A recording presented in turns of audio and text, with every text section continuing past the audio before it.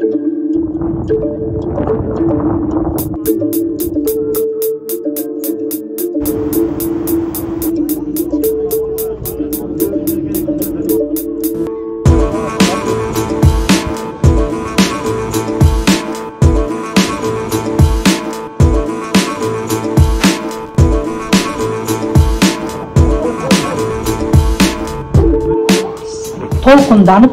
толкуп жаткан пырагың, Кудай колдоп, ден соолугуң чың болуп, Исхак, Камчы, Садырдын иш жолдорун сен улагын болуп.